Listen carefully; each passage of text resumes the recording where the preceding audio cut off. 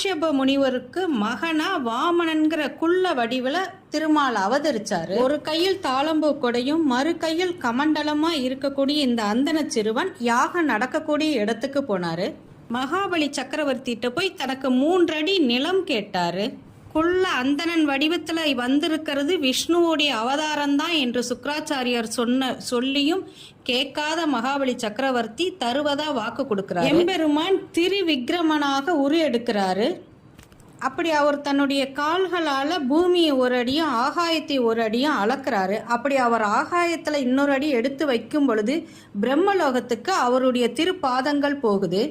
அங்கே இருந்த பிரம்மதேவர் சிலம்பணிந்த அவர் கால்களுக்கு தன்னுடைய கமண்டலத்திலிருந்த கங்கை நீரால பாதாபிஷேகம் பண்றாரு.